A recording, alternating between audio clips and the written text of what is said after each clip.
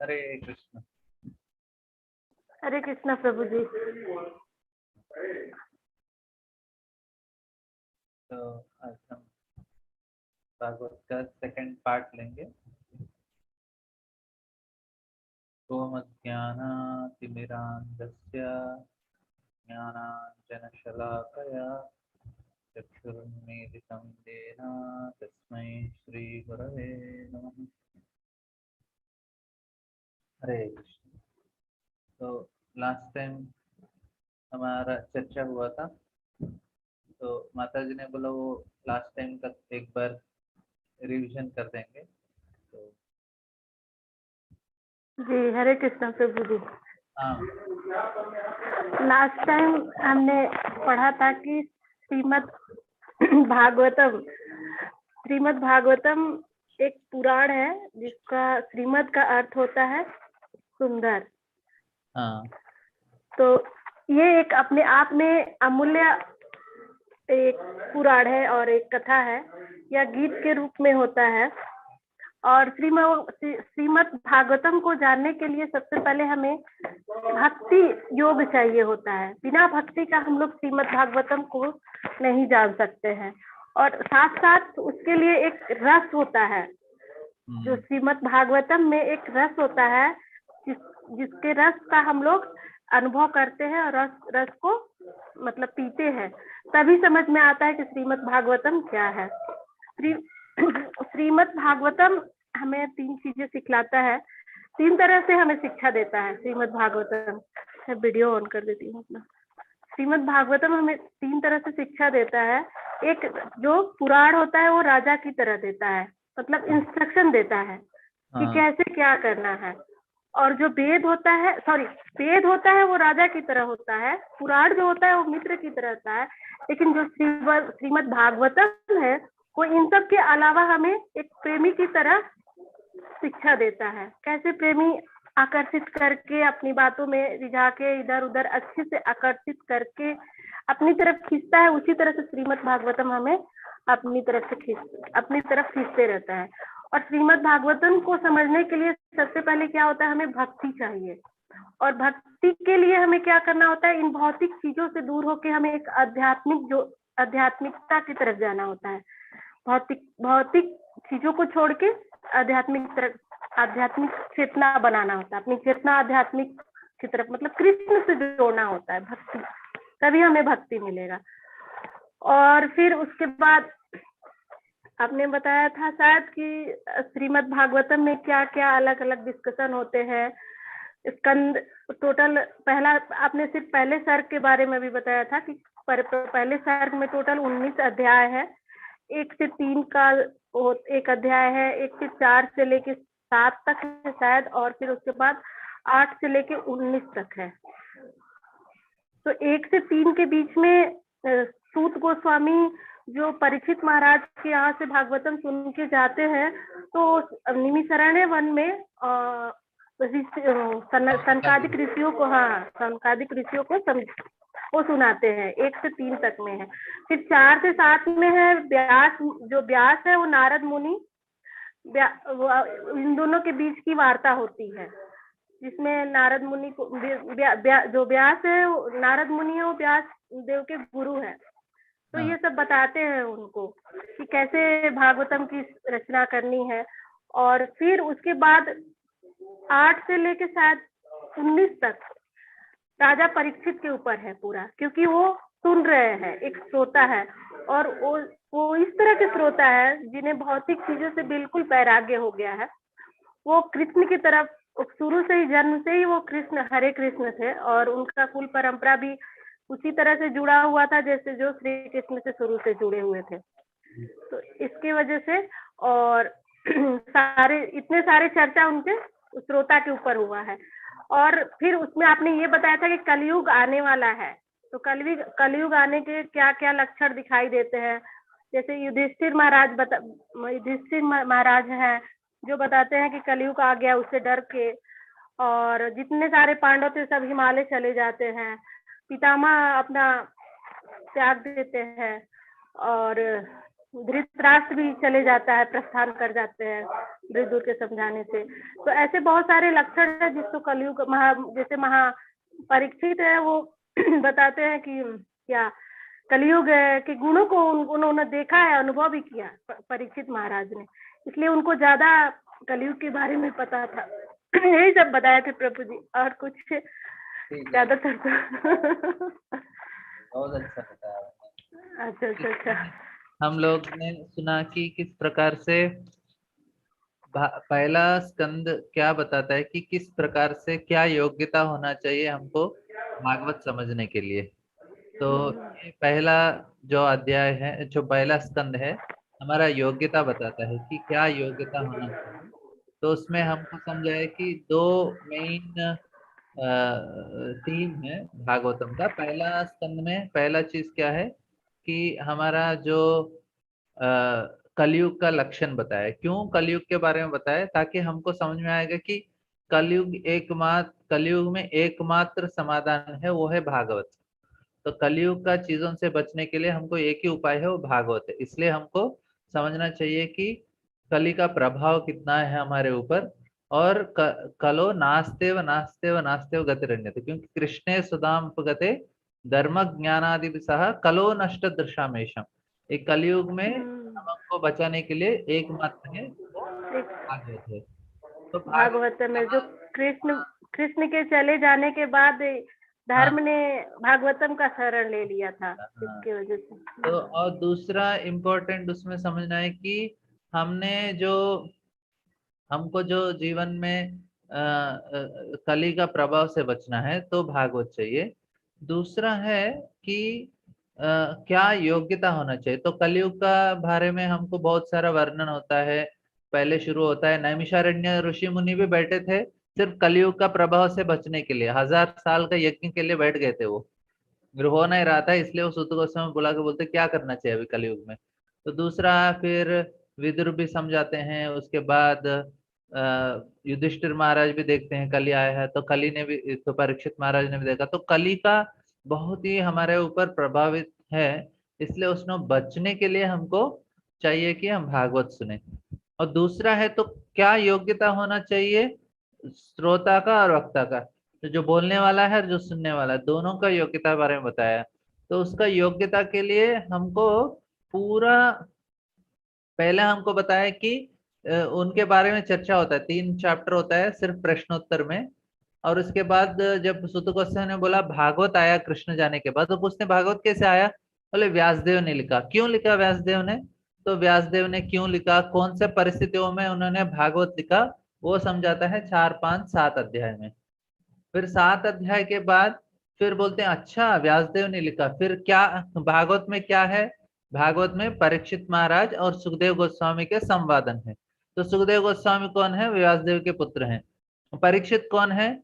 परीक्षित कौन है समझाने के लिए 7, 8, 9, 10, 11 से लेके 19 अध्याय तक परीक्षित कौन है समझाने के लिए पूरा अध्याय दिया गया है। क्यों? परीक्षित के आने के लिए कौन कौन जो ऑलरेडी एग्जिस्ट है उनको जाना पड़ेगा। तो फिर भीष्मदेव ने अपना शरीर कैसे त्यागा, फिर धृतराष्ट्र कैसे चले गए, फिर कृष्ण कैसे चले गए, फिर पांडव कैसे चले गए, फिर लास्ट में परीक्षित महाराज कैसे अपना शरीर त्यागने वाले हैं। तो ये पूरा क्या बताता है कि इस प्रकार का जो हमारा मन का स्थिति रहने से हम भागवत को ठीक तरह से समझ पाएंगे। तो क्या बता रहा है श्रीमद् भागवतम?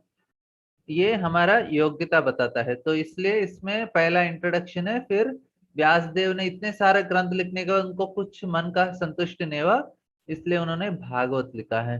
तो ये 3 चीज हमने लास्ट टाइम डिस्कस किया है। तो भागवत में हमको, और लास्ट में सबसे इम्पोर्टेंट है जो वैराग्य है, वो आज भी हम थोड़ा चर्चा करेंगे। तो अभी हमने आज का इसमें हम सीखने का प्रयास करेंगे कि जो महाराज परीक्षित हैं, तो वे किस प्रकार से उन्होंने अपना जीवन कृष्ण को खोज में लगाया। तो ये क्या बताता है कि हमको भी इसी प्रकार से हमारा जीवन को भी इस प्रकार से एक फोकस में रखना चाहिए कंप्लीटली। तो उससे क्या होता है, हम भी भगवान का स्मरण कर सकते हैं। सो पूरी तरह केंद्रित करना चाहिए भगवान के ऊपर। सो उससे क्या होगा, तब जाके हम भगवान को ध्यान कर सकते हैं अपना शरीर छोड़ते समय। तो दूसरा है कि बताते हैं कि हमारा जो भागवतम फोकस कृष्ण के ऊपर करने के लिए बताया। दूसरा है वैराग्य, मतलब जो व्यक्ति के बताते हैं कि हमको हम कभी भी कृष्ण की कहानियों के ऊपर ठीक से ध्यान केंद्रित नहीं करें कर पाएंगे यदि हमारा चिंता पहले से ही कुछ अन्य चीजों के लिए बिक चुका है, मतलब उसके ऊपर ध्यान कर रहे हैं बहुत सारा चीज। ऐसा तो हमारा पूरा जीवन ही किसी और चीज के ऊपर है कृष्ण को छोड़ के। तो क्या करना चाहिए, भागवत क्या करता है, धीरे धीरे धीरे हमको कृष्ण के ऊपर लेके जाता है। तो अभी इसमें आज हम चर्चा करेंगे 4 प्रकार से भागवत सुनते हैं लोग, 4 प्रकार के श्रोता होते हैं सो सही होते हैं, इस प्रकार से सुनना चाहिए। और 4 गलत प्रकार के होते हैं, और 4 अलग अलग गुणों में सुनते हैं, 3 गुण और वो जो ट्रांसेंडेंटल है तो निर्गुण। तो ये किस प्रकार से इसका चर्चा करेंगे, फिर लास्ट में थोड़ा तीसरे अध्याय का भी थोड़ा ब्रीफली चर्चा करने का प्रयास करेंगे। तो पहला बोलते हैं कि भागवत, ये महात्म्य में बताया, भागवत महात्म्य का कहानी भी है, देखेंगे टाइम हुआ तो उसके बारे में चर्चा करेंगे। लेकिन भागवत महात्म्य में बताया कि किस प्रकार से सही तरह से हम भगवान का जो भागवत का श्रवण करना चाहिए, तो सही प्रकार का। तो बोलते हैं पहला है चातक पक्षी के साथ उसका तुलना किया गया है। अभी चातक पक्षी के साथ तुलना में क्या है, चातक पक्षी क्या करता है, चातक पक्षी कोई भी स्थिति में हो, वो कितना भी उसको प्यास लगे, वो सिर्फ पीता है जो बादलों का पानी ही पीता है। वो मर भी जाएगा लेकिन आज बाजू में जाके तालाब का पानी कभी नहीं पिएगा वो। तो क्योंकि वो बोलेगा नहीं, मतलब उसका जो फोकस है, उसका जो सुनने का तरीका, मतलब उसके ऊपर जो क्या बोलते हैं, एक डिटर्मिनेशन डिटर्मिनेशन, डिटर्मिनेशन है कि बस। तो ये कौन व्यक्ति है जो भागवत के सिवा और कुछ सुनेगा ही नहीं। आप बोलो कुछ भी सुनाओ, बोले मैं मरूंगा लेकिन भागवत ही सुनूंगा। तो ये पहला व्यक्ति है जो इस प्रकार से कुछ भी उसको इंटरेस्ट नहीं है, न्यूज में इंटरेस्ट नहीं है, टीवी में इंटरेस्ट नहीं है, और स्पेशली बाजू वालों के घर में, दूसरों के घर में क्या होता है उसको तो बिल्कुल ही लेना देना नहीं है। किसी और के बारे में बुरा तो बिल्कुल नहीं सुनते। तो इनको सिर्फ कृष्ण के अलावा और कुछ नहीं सुनते। ये पहला है। और दूसरा है हंस। तो हंस क्या करता है, हंस का एक अच्छा गुण है, वो क्या करता है, दूध और पानी मिला के दिया तो सिर्फ दूध पी के पानी को छोड़ देता है। तो इसी प्रकार एक व्यक्ति जो कोई भी उसको चीज देंगे उसमें से वो सिर्फ कृष्ण को चूसता है, कृष्ण को ही चुनता है, और कुछ नहीं कर सकता है वो। कुछ और चीजों के ऊपर ध्यान नहीं देता, इधर उधर बाकी चीज भटकते नहीं है। मतलब अभी कुछ चीज बात करते करते हमने इसके बारे में बोल दिया, उसके बारे में बोल दिया, उनको उससे लेना देना नहीं है। कोई कृष्ण के बारे में बोल रहा है, उधर ही बैठेगा और वही चीज अपने मन के अंदर लेगा। किसी और चीज के बारे में चर्चा हुआ तो उसको ध्यान नहीं देगा। वो हंस की तरह है, वो सिर्फ अच्छा, सिर्फ कृष्ण कथा ही उसमें से, कोई बाहर भी कोई गया, कोई चर्चा हो रहा है, उसमें उसने इस कृष्ण के बारे में बताया तो उसी को सुन के उसी में आनंद प्राप्त करेगा, और किसी के बारे में सुनेगा नहीं, उसके बाद ध्यान भी नहीं करेगा। तो ये दूसरा है। तीसरा है तोता। तो इनका चेतना क्या है कि ये जैसा सुनता है वैसा वो रिपीट करता है। तो उनके जो मालिक ने कुछ बोला तो वो प्रैक्टिस करता है, वैसा उसको सिखाया जाता है तो ऐसे ही रिपीट करता है, उसमें अपना कुछ नहीं जोड़ता। ये कौन है, तो ये बहुत ही सिंसियर स्टूडेंट्स हैं जो हम भी ये लेवल के लिए प्रयास कर सकते हैं एटलीस्ट, जो हम सुनते हैं दूसरों को बोलने के लिए कि, और उसमें क्यों लोग जो सुनते हैं वो रिपीट नहीं करते, क्योंकि उनके अंदर थोड़ा ईर्ष्या रहता है, इसलिए जो सुनते हैं वो बोल नहीं पाते एज इट इज। लेकिन हमारे अंदर ईर्ष्या नहीं है, जो सुनते हैं वही हम बोल सकते हैं, और उससे लोगों को बहुत फायदा होता है। क्योंकि हम अभी भागवत सुन रहे हैं, तो हमको क्या करना चाहिए, एज इट इज हमको किसी और को बोलना चाहिए, सुनना चाहिए और बोलना चाहिए। तो ये तीसरे प्रकार के जो भक्त होते हैं वो भागवत सुनते हैं इस प्रकार से। और लास्ट होता है वो मछली की तरह। मछली क्या करता है, एक मछली जो अ, वो बिना आंख झपके वो देखता रहता है, मछली का एक गुण है। वो आप कहीं भी समुद्र में कहीं रखते हैं, उसका आंख कभी झपकता नहीं है, मतलब आपको एक तरह से नींद नहीं आएगा उसको भागवतम में। लेकिन और एक बोलते हैं कि वो अपना सांस को कभी ऐसा छोड़, मतलब पकड़ के बहुत ही ध्यान से सुन रहा है। तो ये व्यक्ति है, वो क्या करता है, भागवत जब कथा होता है बहुत ध्यान से सुनता है, और उसमें आनंद प्राप्त करने का प्रयास करता है, अपना सांस भी रोक के हर एक शब्द को ध्यान से सुन के उसमें आनंद, अरे क्या बता रहे मुझे तो पता नहीं है, अरे ये इतना अच्छा है, इतना अच्छा है, उसको बार बार सुनने का और ध्यान से सुनने का बहुत इच्छा रहता है। तो ये चार प्रकार के हैं। पहला क्या है, जो चातक पक्षी है, उसको बहुत ही डिटर्मिनेशन है, भागवत के सिवा और कुछ सुनने का नहीं, बस ये जीवन में हमको व्रत लेना है कि मैं भागवत के सिवा और कुछ नहीं सुनने वाला। दूसरा है हंस की तरह, वो जितना भी कचरा हो उसमें से सिर्फ भागवत लेगा, कृष्ण के बारे में लेगा, बाकी का छोड़ देगा।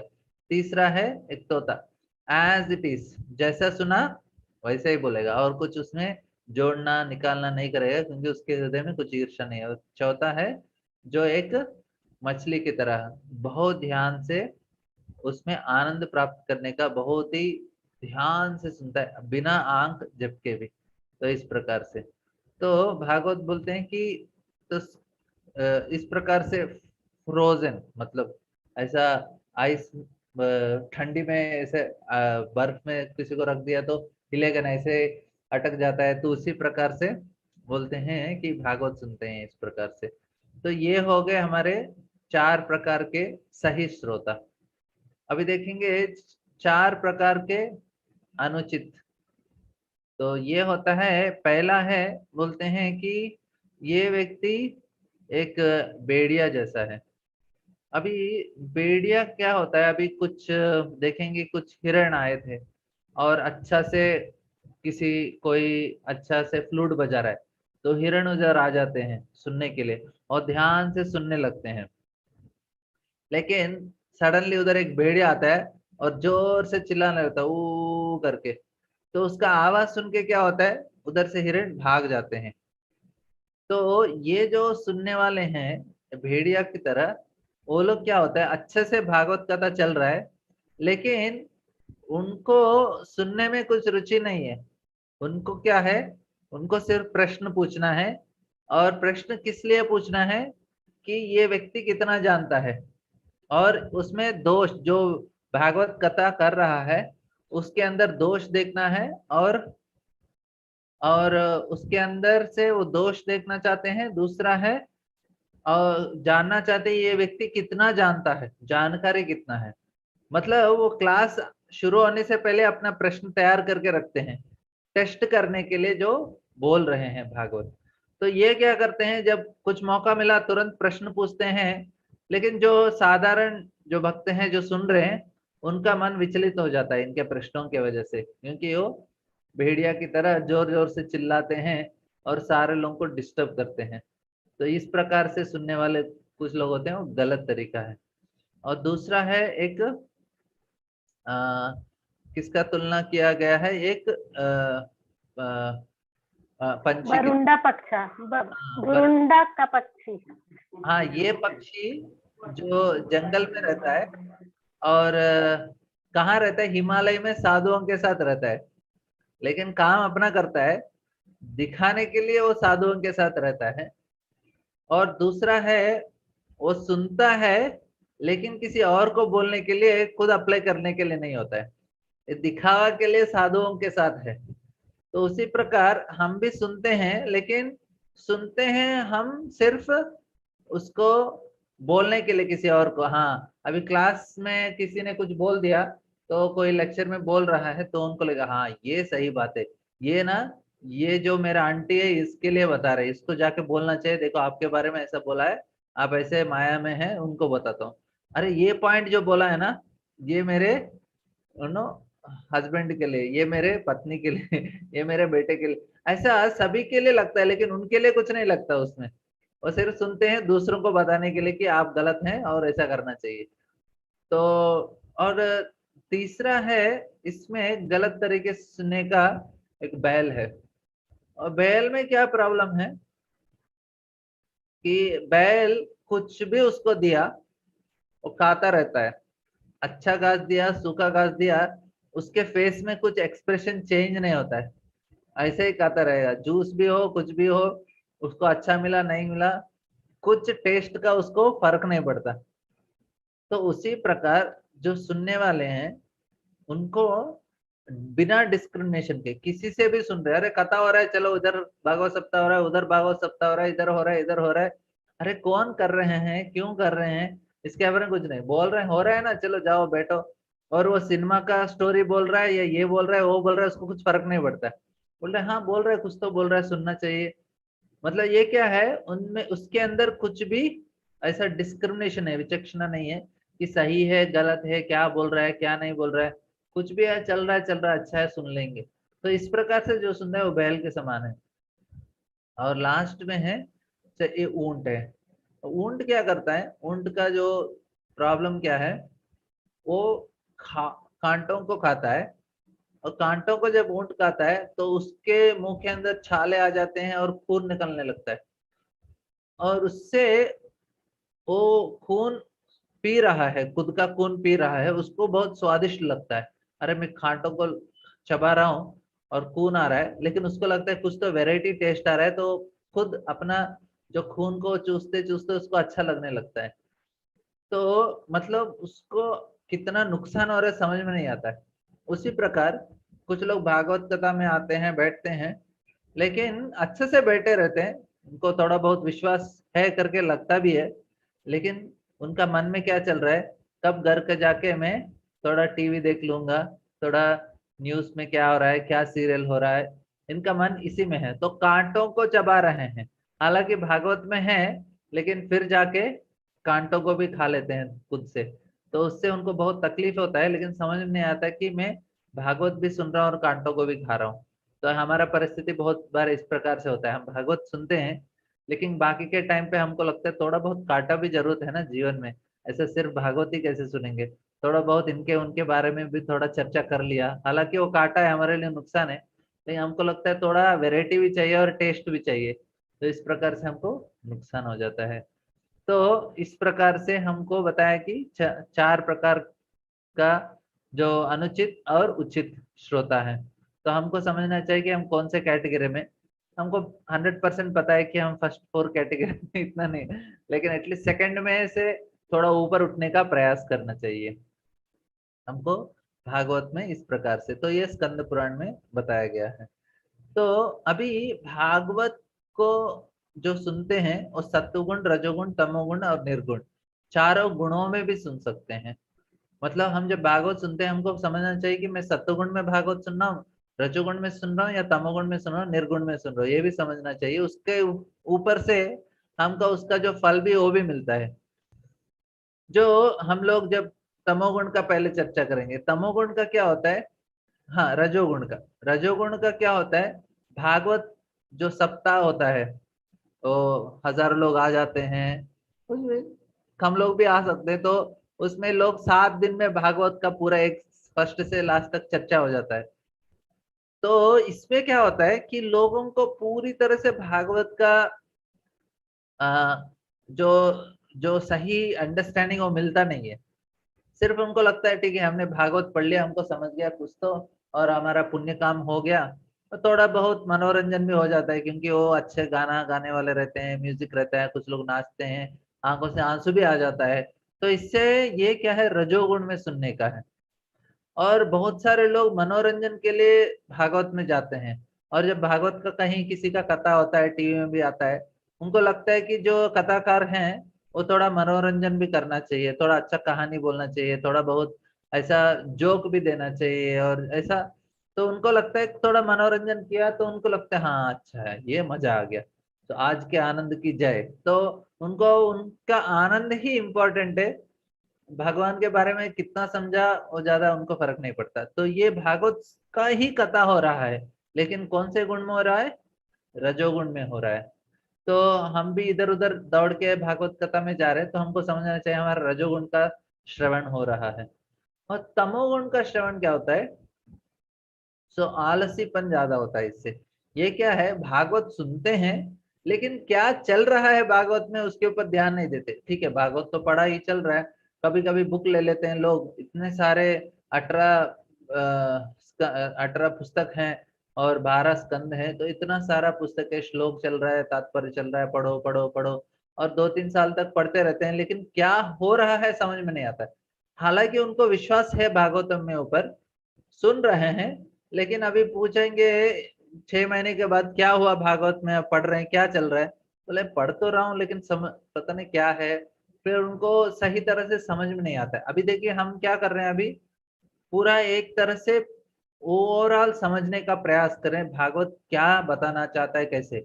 अभी मैं ऐसे ही श्लोक लेते रहूंगा, एक 10 श्लोक ले लिया पढ़ लिया, तो बोलेंगे पूरा भागवत में पहला स्कंद में क्या है बताइए, तो बोलेंगे पता नहीं क्या है, विदुर का भी थोड़ा बताया है, धृतराष्ट्र भी है, उधर भीष्म भी है, परीक्षित भी है, कुंती भी है, इतना सारा कहानी है, कृष्ण का कहानी थोड़ा है, सब कुछ है, लेकिन उनके बीच में जो कनेक्शन है वो समझता नहीं है। तो ये तमोगुण में पढ़ाई होता है, क्योंकि कनेक्शन नहीं पता है क्यों ये बताया गया है। पहला 3 अध्याय में हमने समझा ये है, चौथा अध्याय से ये है, 8वें अध्याय से ये है, ऐसा एक तरह से ओवरऑल हमको समझना चाहिए कि भागवत में हो क्या रहा है। बिना ऐसे जानकारी पढ़ाई होता है वो तमोगुण का पढ़ाई होता है। तो सत्वगुण का पढ़ाई में क्या होता है कि हमने 2-3 महीने में भागवत अच्छे से बैठ के पढ़ाई किया, और उसमें हमको मधुरता का भी अनुभव हो रहा है, तो उसमें आनंद आ रहा है, और 2-3 महीने में हमने ध्यान से अच्छे से भागवत पढ़ा है, उसमें आनंद प्राप्त कर रहे हैं, तो वो क्या होता है, वो सत्वगुण में होता है। और सही तरह से भागवत पढ़ना, तो सही समझावट जो भागवत हमको चाहिए वो किस में चाहिए, वो शुद्ध सत्व में चाहिए।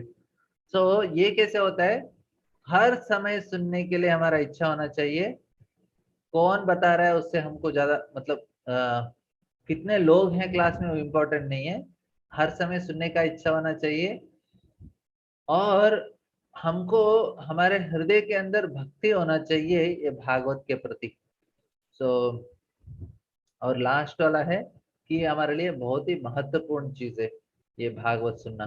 तो ये 3 चीज से हम इस प्रकार से भागवत को सुनने का प्रयास करना चाहिए। तो ये एक होता है निर्गुण, इसमें क्या चाहिए हमको कि पहला चीज है सुनने के लिए तैयारी होना चाहिए हमको, और ये बहुत ही महत्वपूर्ण है मेरे लिए।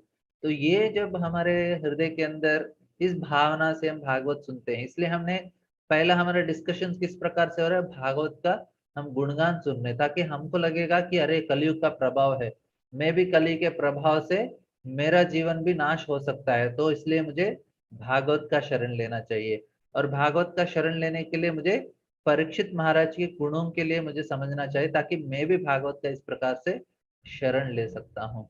तो इस प्रकार से हमारा सुनने में और समझने में। अभी तक किसी का कुछ प्रश्न है, ये हमारा अभी चर्चा हुआ है। तो सही श्रोता और अनुचित श्रोता और 3 गुणों के अंदर भागवत को सुनने का, किसी को कुछ प्रश्न है अभी तक का आगे बढ़ने का? हरे कृष्ण प्रभु जी। हाँ, वो भागवत सप्ताह लिखा है, उसका मतलब क्या हुआ? ओ भागवत सप्ताह मतलब जो, रजोगुण रजोगुण। हाँ। हाँ रजोगुण ना। तो अभी क्या होता है मतलब जी, लोग ना अपने बड़े बड़े लोग भागवत सप्ताह का आयोजन करते हैं, अच्छा। आयोजन करते हैं, सुबह 2 घंटा, शाम में 2 घंटा भागवत होता है। लेकिन भागवत इतना बड़ा है, लोग बहुत बार ये भागवत सप्ताह का आयोजन करते हैं। लेकिन भागवत सप्ताह पहला कहाँ हुआ था? सबसे पहला भागवत सप्ताह कहाँ हुआ, कोई बता सकते हैं? वो राजा परीक्षित सुने थे हाँ, राजा परीक्षित के समय गोताना के बीच में 7 दिन का, हाँ 7 7 दिन। दिन के लिए सर। लेकिन नदी। पूरा कितना 12 स्कंद हुआ था, दिन रात चल रहा था कथा। परीक्षित महाराज सो नहीं रहे थे, दिन रात सुन रहे थे। तो लोग क्या करते हैं, उसका अनुकरण करना चाहते हैं। तो उसका अनुकरण करने के लोग बोले हम भी भागवत सप्ताह करेंगे। अरे लेकिन आप भी उस प्रकार से ध्यान करना चाहिए और भगवान के ऊपर ध्यान से पूरा श्रवण करने का प्रयास करना चाहिए। उधर क्या होता है, भागवत सप्ताह में एक आदमी बैठे रहते हैं कथाकार, और बोलते रहते हैं, और बाजू में बहुत सारे लोग बैठ के अपना अपना अध्याय पढ़ते रहते हैं, और किसी को समझता नहीं है, उनको भी समझता नहीं है, मुझे पता नहीं है। लेकिन लोग ऐसा बैठ के पढ़ाई करते रहते हैं, और पूरा कथा होने के बाद हम लोगों को पूछेंगे क्या समझा, बोलेंगे कथा तो बहुत अच्छा है, बहुत अच्छा है। क्या समझा, वो बोलेंगे बहुत अच्छा है, लेकिन अच्छा कथा बोला, लेकिन उनको कुछ समझता नहीं है। परीक्षित महाराज के गुणों के बारे में, कुंती के प्रार्थनाओं के बारे में आप कुछ भी ऐसा पूछेंगे, उनको समझेगा नहीं। उनको बोला मुझे तो आनंद आ गया, बस 7 दिन मैंने सुना, थोड़ा बहुत इधर उधर समझ गया और आनंद आ गया। तो इस प्रकार से सुनते हैं, तो ये रजोगुण में होता है। एक बार एक कथाकार कथा कर रहे थे, एक औरत बैठ के हर रोज सुन रही थी, और उनको देख के उनके आंखों से आंसू आ रहा था। तो बहुत खुश हो गया वो कथाकार, 3 4 दिन 7 दिन तक उसने कथा किया। देखा सभी लोग सुन रहे थे, लेकिन ये औरत तो उसको देख देख के आंखों से आंसू आ रहा था। उसको लगा था इतना अच्छा कथा किया कि ये औरत तो रोते ही जा रही थी, इतने भावुक हो रही थी भागवत कथा सुन के। तो उन्होंने बोला 7 दिन होने के बाद पूछा आपको इतना क्या अच्छा लगा मेरा कथा में, आप इतने भावुक हो रहे थे? बोले एक्चुअली मेरा बकरी मर गया था। तो जब आप कथा कर रहे थे तो आपका जो दाढ़ी है आप ऐसे हिलाते, तो मुझे अपना बकरी याद आ रहा था, उसको सोच सोच के मैं रो रही थी। तो ये ना, लोग जब भागवत कथा में जाते हैं, कोई अपना घर में गुजर गया तो बोले ठीक है 7 दिन का भागवत कथा कर लो, ताकि कुछ अच्छा हो जाए घर के लिए, कुछ फायदा हो जाए, और इतना लोगों को खिलाया भागवत कराया तो पुण्य मिल जाएगा। तो इस उद्देश्य से करते हैं। तो ये रजोगुण में होता है। तो भागवत और प्रभु जी पैसे लेके बोलने वाले भी रहते ना। हाँ हाँ, जो भागवत सप्ताह मतलब पैसा तो पैसों के लिए जो करते हैं वो तमोगुण में होता है रजोगुण और तमोगुण का भागवत श्रवण होता है। क्योंकि पैसों के लिए हमको भागवत का बोलना नहीं चाहिए कभी।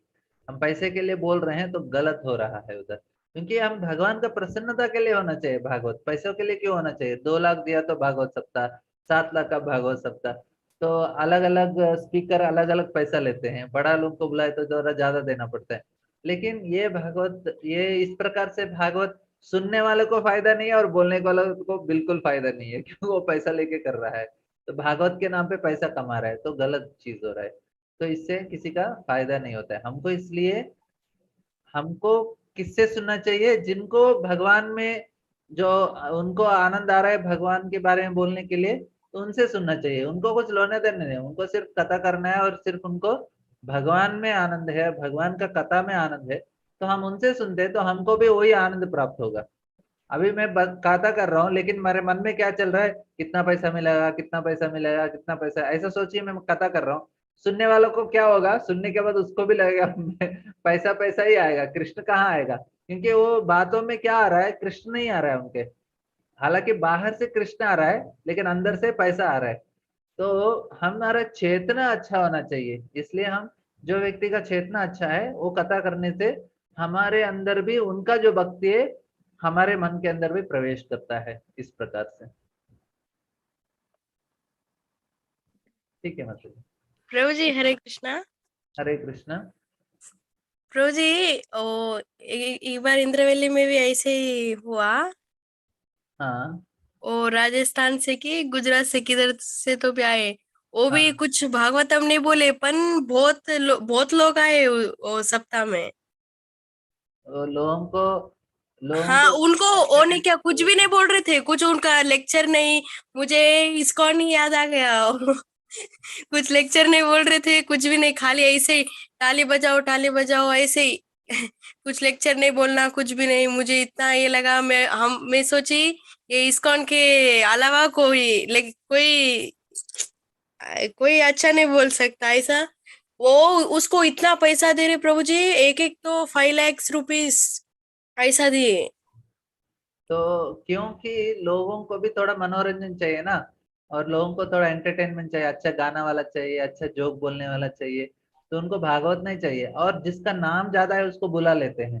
बोले ये आदमी बहुत बड़ा है, हमने बड़ा आदमी को बुला के हमने कथा कराया। तो जो गांव में ऑर्गेनाइज करते हैं उनको भी बड़ा नाम चाहिए, मैंने 10 बार भागवत सप्ताह कराया है मेरे गाँव में, तो उनको भी बड़ा नाम चाहिए। तो इस प्रकार से लोग करते हैं।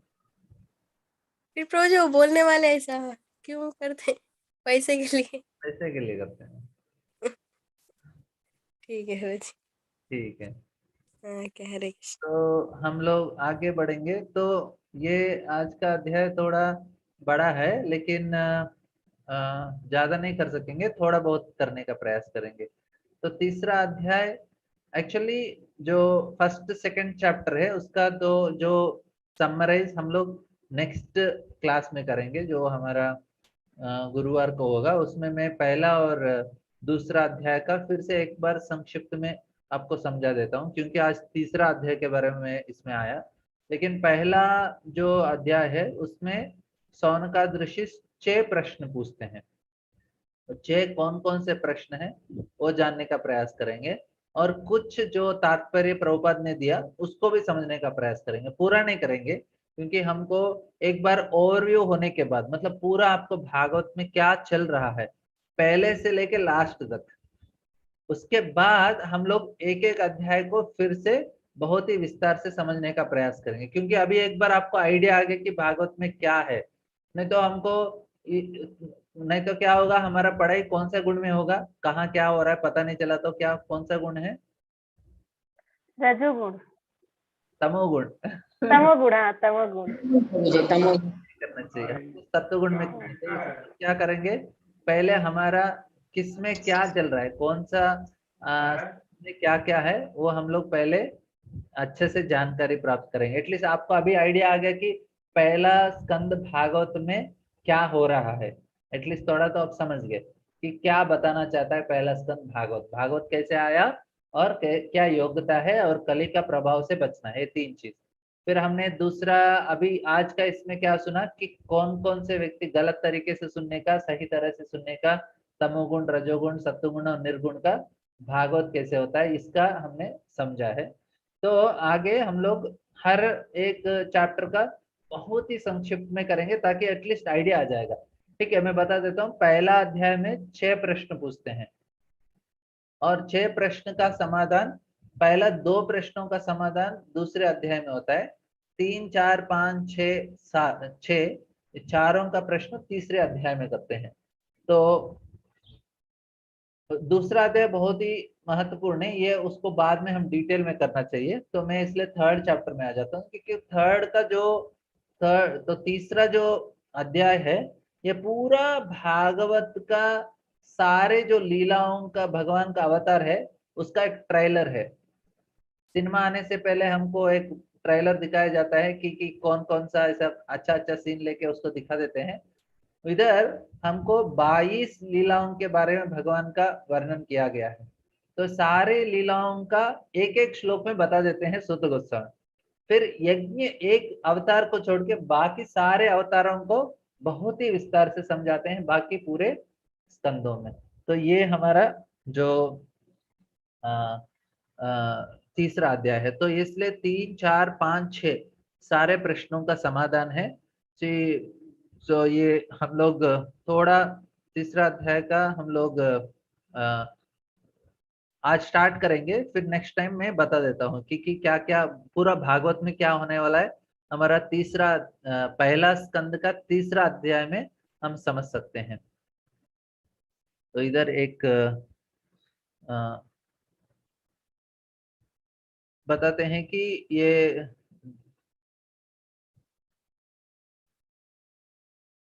हाँ, तो प्रश्न क्या है कि भगवान जो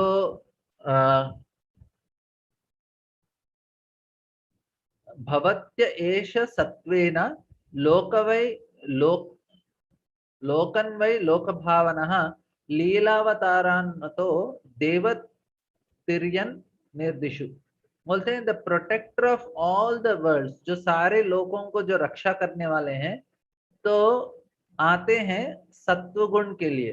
तो ये थोड़ा डिटेल है, बाद में इसके बारे में मतलब, लेकिन जगृहे पुरुषम रूपम, ये हमारे लिए इंपॉर्टेंट है।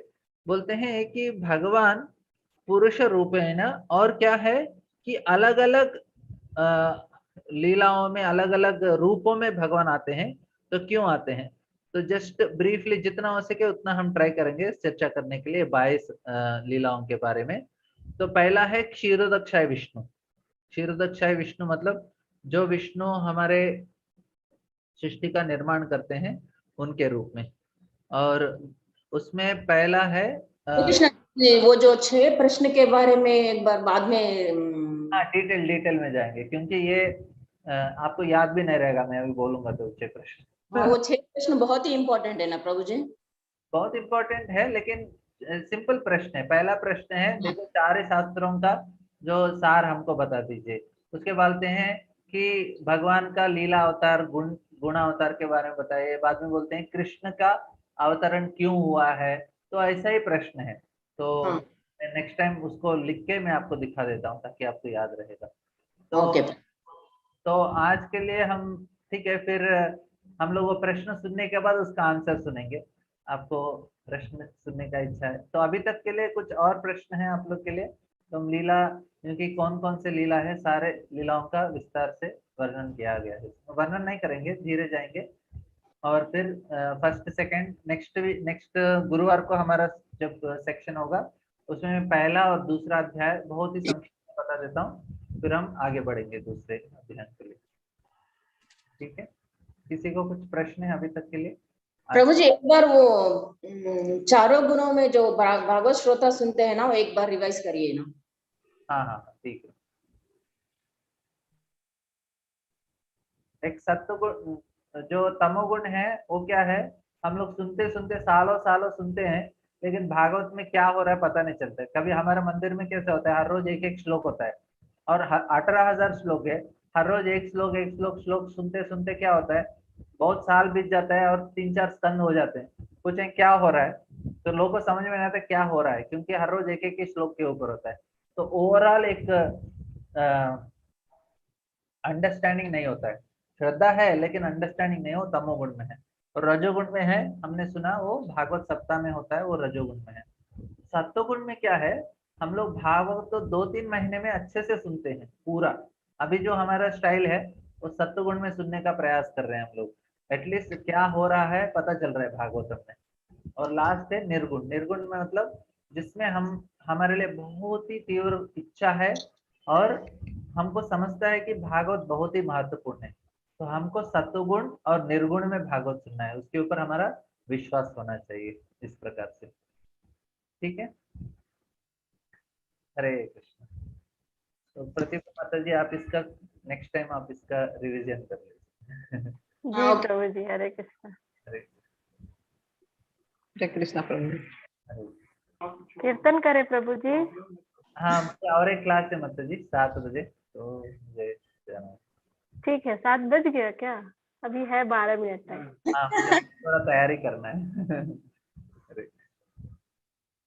वेरी ठीक है इंटरेस्टिंग। प्रभु जी, ठीक है। हरे कृष्णा प्रभु जी। हरे कृष्णा प्रभु जी। थैंक यू प्रभु जी। दंडवत। दंडवत प्रणाम प्रभु जी।